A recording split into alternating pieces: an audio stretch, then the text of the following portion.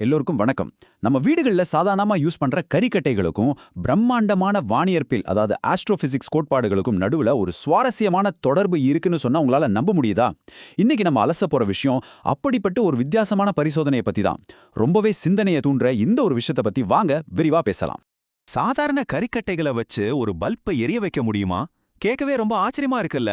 ஆனா ஒருத்தர் தன்னோட வீட்லயே செஞ்ச ஒரு தனித்துவமான பரிசோதனை மூலமா இந்த ஆழமான கேள்விய நம்ம முன்னாடி வச்சிருக்காரு. இந்த எக்ஸ்பெரிமெண்ட்ல அப்படி என்னதான் இருக்குன்னு நாம இப்ப ஆழமா இறங்கி பார்க்கலாம்.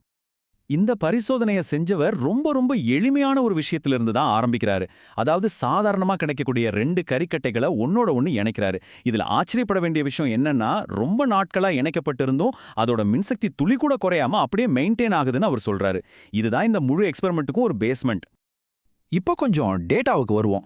இந்த எக்ஸ்பெரிமெண்ட்ல நாம கவனிக்க வேண்டிய முக்கியமான விஷயமே இதோட துல்லியமான அளவீடுகள் தான்.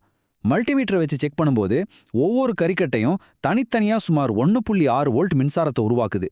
சரி, இது ரெண்டையும் ஒன்னா சேர்த்தா என்ன ஆகுது? நம்பவே முடியல. அது 3.22ல இருந்து 3.25 வோல்ட் வரைக்கும் மொத்த மின்சாரத்தை வெளியிடுது. வெறும் வோல்டேஜ் மட்டும் இல்ல, அவர் ஆம்பியர் அளவையும் செக் பண்ணி பார்க்கறாரு. அதுல சுமார் 20 மில்லி ஆம்பியர் அளவுக்கு ஒரு நிலையான மின்னோட்டம், அதாவது கரண்ட் கிடைக்கிறது உறுதியாகுது. எந்த ஒரு பேட்டரியா இருந்தாலும் அது தொடர்ந்து வேலை செய்தான்னு கண்டுபிடிக்க இந்த மில்லி ஆம்பியர் அளவு ரொம்ப முக்கியம். சரி, இந்த வோல்டேஜ் மில்லி ஆம்பியர் கணக்கெல்லாம் ஒரு பக்கம் இருக்கட்டும்.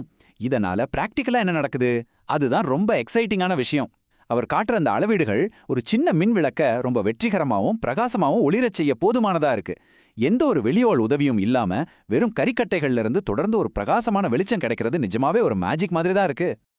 இந்த வெளிச்சம் எப்படி இருக்குன்னு அதை உருவாக்குனவர் சொல்ற வார்த்தைகளை அப்படியே கேளுங்க.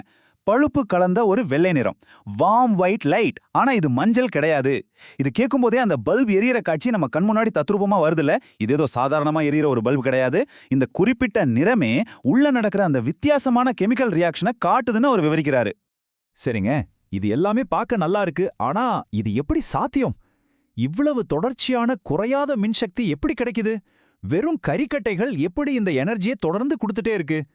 இதுவரைக்கும் நாம பார்த்த இந்த பிசிக்கல் டேட்டாவுக்கு பின்னாடி இருக்கிற ரொம்ப சிக்கலான அதே சமயம் சுவாரஸ்யமான அறிவியல் காரணங்களை அவர் எப்படி முன்வைக்கிறாருன்னு இப்ப நாம உள்ள போய் பார்க்கலாம். இந்த கரிக்கட்ட பேட்டரியோட செயல்பாட்டுக்கு பின்னாடி சில குறிப்பிட்ட ஐசோடோப்புகள் தான் காரணம்னு அவர் சொல்றாரு.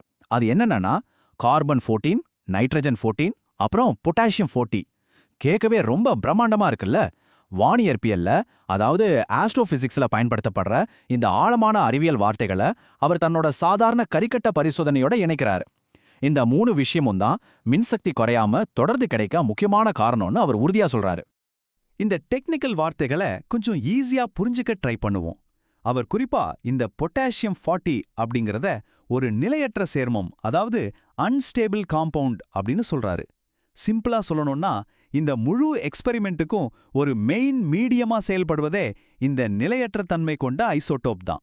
இதுதான் அடுத்தடுத்து நடக்கிற எல்லா கெமிக்கல் மாற்றங்களுக்கும் ஒரு தொடக்க புள்ளியா அமையுது. இதுல அவர் குறிப்பிடுற அடுத்த முக்கியமான கான்செப்ட் என்னன்னா பீட்டா சிதைவு, அதாவது பீட்டா டிகே. தன்னோட விளக்கங்கள்ல அவர் திரும்ப இந்த வார்த்தையை பயன்படுத்துறாரு. பீட்டா சிதைவுனா ஒன்னும் இல்ல, கதிரியக்க சிதைவு நடக்கும்போது துகள்களை வெளியேற்றுற ஒரு ப்ராசஸ். இது சிங்கிளாவோ இல்ல டபுளாவோ கூட நடக்கலாம். கரிக்கட்டைகளுக்குள்ள நடக்கிற அந்த பேசிக் ரியாக்ஷன் தான் இது அப்படின்னு அவர் விளக்குறாரு. ஓகே, இந்த ப்ராசஸ் எப்படி ஸ்டெப் பை ஸ்டெப்பா நடக்குதுன்னு பார்ப்போம். முதல்ல அந்த நிலையற்ற பொட்டாசியம் 40 மீடியம் ஆக்டிவேட் ஆகுது. அதுக்கப்புறம் அதனுக்குள்ள பீட்டா சிதைவு நடக்குது. இந்த ரியாக்ஷனோட எண்ட் ரிசல்ட்டா அது நைட்ரஜன் 14ஆ மாறுது. பொட்டாசியத்துக்கும் நைட்ரஜனுக்கும் நடுவில் நடக்கிற இந்த தொடர்ச்சியான செயின் தான் அவர் ஒரு பேட்டரியோட செயல்பாட்டோட கம்பேர் பண்றாரு. ரொம்பவே இன்ட்ரெஸ்டிங்கா இருக்குல்ல. இந்த அணு மாற்றத்தை இன்னும் கொஞ்சம் க்ளோஸா கவனிச்சோம்னா, சிதைவுக்கு முன்னாடி இருக்கிற புரோட்டான் நிலை சிதைவுக்கு அப்புறம் நியூட்ரான் நிலையா மாறுறத நாம பார்க்க முடியும். புரோட்டான் நியூட்ரானா மாறுது அப்படின்னு அவர் சொல்ற இந்த அணு அளவிலான மாற்றத்தை இது ரொம்ப தெளிவா நமக்கு புரிய வைக்குது. இப்படி நடக்கிற இந்த அணு மாற்றம் தான் நமக்கு அந்த எலக்ட்ரிக் எனர்ஜியை வெளியிடுது அப்படிங்கிறது தான் அவரோட பாயிண்ட். இந்த இடத்துல நாம ரொம்ப கவனமா நோட் பண்ண வேண்டிய ஒரு விஷயம், இரட்டை பீட்டா சிதைவு, அதாவது டபுள் பீட்டா டிகே. இத்தனை மாசமா வோல்டேஜ் ஏன் கீழே இறங்கவே இல்லை அப்படிங்கிறதுக்கு அவர் சொல்ற மெயின் ரீசனே இதுதான். இந்த டூயல் ஆட்டோ டபுள் பீட்டா சிதைவு தொடர்ந்து நடக்கிறதுனால தான் சாதாரண கரிக்கட்டைகர் கூட ஒரு மேம்பட்ட வானியற்பியல் நிகழ்வு மூலமா இவ்வளவு நீண்ட காலம் உழைக்கிற ஒரு பேட்டரியா செயல்படுதுன்னு அவர் ரொம்ப ஸ்ட்ராங்கா சொல்றாரு. இந்த முழு பரிசோதனையுமே கடைசியா நம்ம முன்னாடி ஒரு பிரம்மாண்டமான கேள்வியை வைக்குது. நம்மள சுத்தி சாதாரணமா கிடைக்கிற பொருட்கள்ல இது மாதிரி இன்னும் என்னென்ன மறைஞ்சிருக்கிற அறிவியல் ஆற்றல்கள் இருக்குமோ, ஒரு சின்ன கரிக்கட்டையும் ரொம்ப சிக்கலான அணுநிலைப்பு தன்மை கோட்பாடுகளையும் இணைக்கிற இந்த ஒரு முயற்சி நிஜமாவே நம்மள ஆச்சரியத்துல ஆழ்த்துது. இந்த மாதிரியான தேடல்கள் எல்லாமே அறிவியல்ல நாம இன்னும் தெரிஞ்சிக்க வேண்டிய விஷயங்கள் எவ்வளவோ இருக்கு அப்படிங்கறத நமக்கு உணர்த்துது. என்ன, நான் சொல்றது சரிதானே? மீண்டும் இதே மாதிரி ஒரு சுவாரஸ்யமான ஆலோசனையோட உங்களை சந்திக்கிறேன்.